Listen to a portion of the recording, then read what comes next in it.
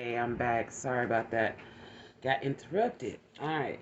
So, last left off, we was about to start reading about precision. Okay. All right. Here we go. Intelligence is of the heart, whereas intellect is of the mind. My wisdom story. I was a vibrant child, always doing cartwheels and dancing with the wind. But in school, I was taught to sit still, learn the facts, improve my intellect by doing all on tests and writing convincing essays. I was smart, so I was smart, so my brain quickly filled up with facts. The people around me expected me to become something important, so I fulfilled their expectations. I went through medical school where I learned about the human body and just about every symptom, illness, and medication. Somebody may need to medicate. Meditate. Don't know why that came up, but anyway.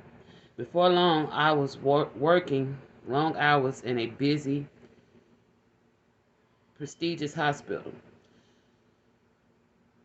When with patients, I looked for the problems, took more meticulous notes, and ran their system. I don't know what this is. Why I'm tripping over my words. But somebody,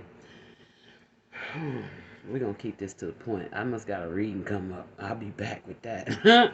All right.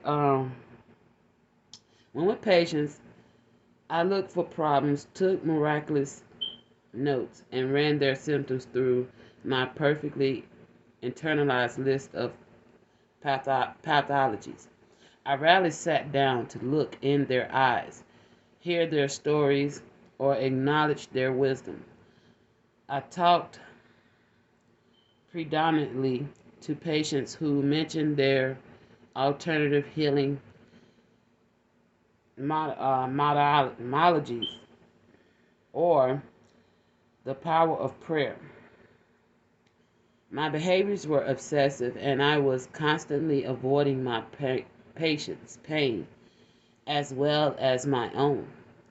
It wasn't until an unusual patient entered my life that everything changed. Despite her own illness and suffering, she managed to see right past the stress I felt and straight into the loneliness. In the middle of the appointment, she asked me how was I doing. I was happy. Was I happy? Was there anything she could do for me? For some reason, I opened up to her and shared my about my life and the constant migraines, the feeling like I was drowning in a sea of details and responsibilities. At the end of our talk, she held my hand and calmly suggested I go to a yoga class. There was a teacher she wanted me to experience. For some reason, I listened. I'll never forget how awakened or awkward I felt at the beginning of that class, or how my body and mind melted like butter with each pose. As I stretched and breathed and relaxed, the teacher moved with such ease, grace, and impeccability. Instead of speaking, she gently placed her hand on the small of my back, and tears began to flow. I had missed the cartwheel girl. Huh? I had missed the cartwheeling girl who knew nothing about the human body other than how to be in and enjoy it.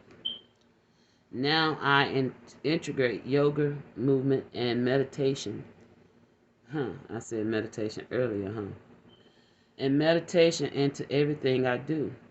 Even in the busiest places, my mind remains delightful still. I listen more than speak when with hold on. I listen more than speak when with patience, and I am astounded by how much their own bodies know what they need. My heart and my body are at peace. My gift to you. I want you to know the difference between the intellect and true intelligence. The intellect is your mind's ability to think, gather facts, and manipulate knowledge through language.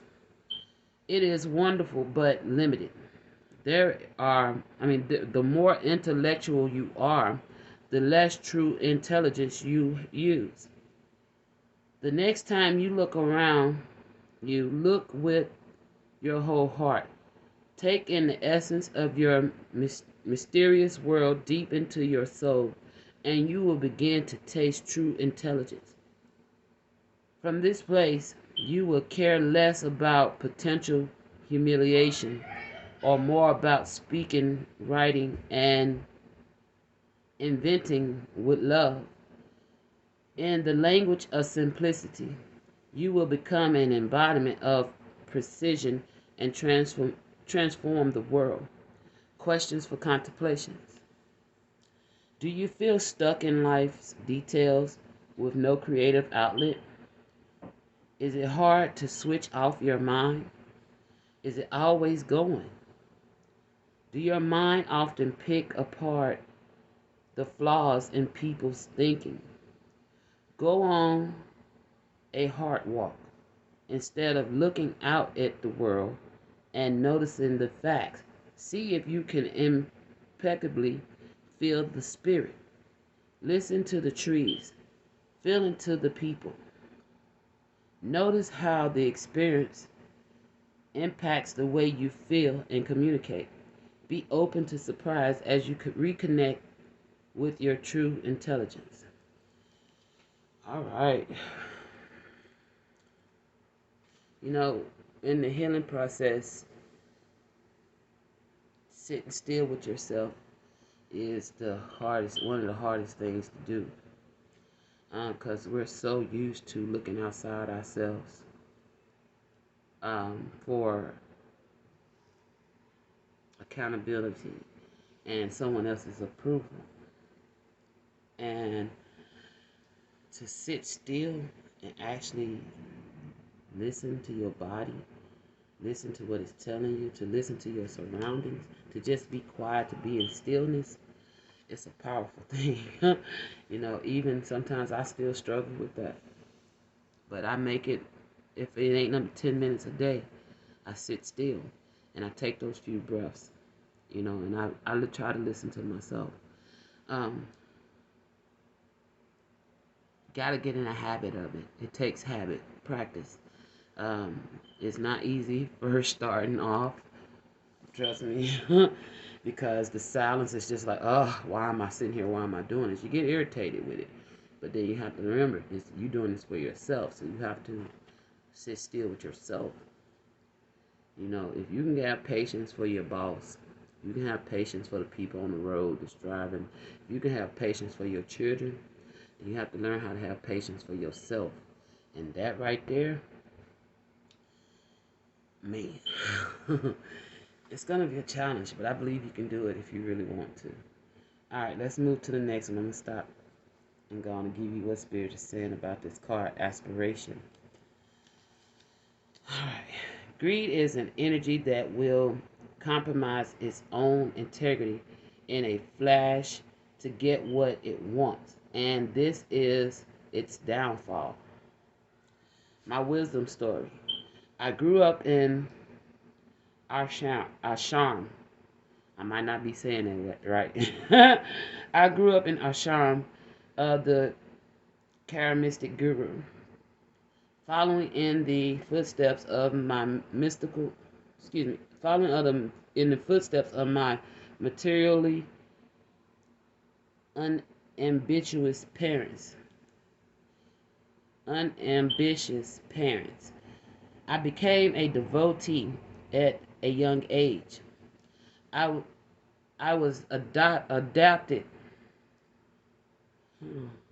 Yeah, I was adept at meditation and prayer, and I knew the sweet scent of peace. Our guru preached generosity and rejected all possessions. He was known for performing miracles and for his great humility. Once I got lost in the ashram and accidentally passed by one of his private chambers. The door was ajar, so I could peek in. I was shocked to see mountains of material riches and pictures of him socializing with some of the wealthiest, most corrupt people in the world. Before anyone saw me, I ran straight to my parents to tell them what I saw. They didn't believe me. Even if they were true, even if it were true, they were they were sure he had a holy reason.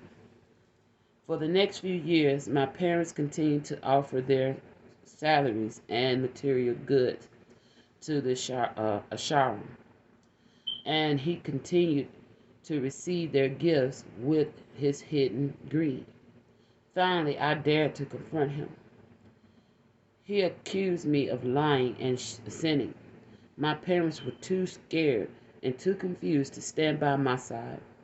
So I ran away from the ashram and everything that guru represented. All I wanted was self-realization. I rejected all material goods and I lived a completely aesthetic life. For years, I lived under a tree.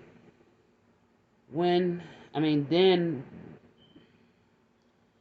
wandered for long periods in total silence. People began to see me as a saint.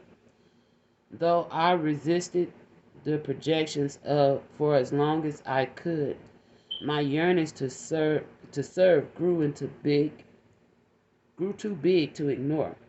I began to teach about love, forgiveness, service, charity, commitment, inner peace, devotion, and respect for all people, no matter their no matter their caste or religion. I advised my followers to lead ordinary family lives and not to give their resources to me. But then there was a devastating earthquake in our country. Thousands were left homeless. I realized that with one request, I could raise enough money to save all these people. In that moment, I understood how profoundly my fear of greed had diminished my capacity to serve. To heal the wounds of my past, I had to learn to trust myself and to understand at the deepest level that my hands were nothing but the hands of the world. Now I have a foundation where resources are constantly gathered and redistributed. Food, money, and love flow freely through my life, home, and community. I hold on to very little, but I no longer need to push anything away. My gift to you. I bring the gift of aspiration. Look long and hard at the ways you're still driven by fear, competition, and the desire to serve yourself. I come when it is time to start thinking about how to serve others and how to join forces in order to create a healthier, more stable world. Call out your inner Robin Hood. Start giving back. Think holistically.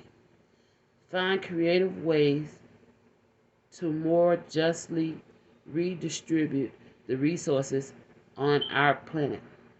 If you don't have money, donate time, energy, wisdom, and love. Remember, if you've been holding on to what you've got, this is a good time to let it go. If you've been resisting others, generosity is a good time to receive. Keep it flowing and all will thrive. Questions for contemplation. Where is your life flowing? Where are you holding back? Is your integrity being compromised by your ambitions? Has the desire to own or accumulate taken over your life? Have you given up on your ambitions out of disillusionment? Is your rejection of materialism preventing you from receiving? How can you open up more to receive? Take stock to what you have. Where is there excess? Find 3 things that you can give away and redistribute today. All right. All right. We'll get y'all a few more messages before we get up out of here. All right, Spirit. Any more messages to help with this journal practice?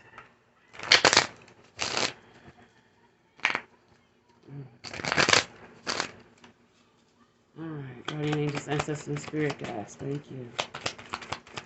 Anything else? Thank you. All right. I'm going to go ahead and get these out. Save some time. All right. With these questions, Spirit, what should be their main focus of surrender? With all these questions that came out with this reading today, what should be their main focus of surrender for our journal practice? All right. Anything else, Spirit? Thank you. One more? All right. Thank you. All right. All right. Let's go through. We have 5 of action. It says, your angels want you to know that your current challenge pushes you to be assertive and self-confident. Be willing to stand up for yourself and defend your position. You have the right to excuse yourself from those who bring drama into your life. All right, so keep that in mind when you answer these questions. Okay? Manifest your dreams. You're ready to go. There's no need for additional preparations. Take the first step towards the change you desire. Even if they're small steps, notice signs that guide you in the right direction, as well as resources and support that miraculous appear. All right. And then things that once you go through and answer these questions, things the Spirit wants you to work on surrendering. All right. Surrender the drama. No matter how emotionally charged the situation remain, no matter how emotionally charged the situation, remain calm. Don't contribute to the drama. Staying centered will help resolve the issues more quickly. All right, and then surrender to passions. Get out of your head and feel the fire in your belly. Focus on the people or activities that ignite your passions and let it flow. And then we have surrender resentment. Holding on to resentment only poisons you. Try to forgive others for their shortcomings and keep moving forward towards positive situations in your life. All right, so I feel like with the drama, with doing this kind of work, old feelings, old emotions is going to resurface. Okay? So instead of getting upset and want to go back after these perfect people for whatever judgments or whatever they said to you to cause you to feel these ways about you, release that, surrender that. Because instead of seeing whatever comes up for you while answering these questions, look at it this is how I want you to look at it. Look at it as, what was it supposed to teach me about myself? And how was it working for me and not against me. Okay? All right. Peace, blessings. I hope y'all have fun answering these questions. If you do take part in this and answer these questions, let me know. Hit the like button, and you don't have to comment. Just hit the like button, and I know that people are actually participating in this journal practice. All right, peace, love, and light. Y'all have a good evening.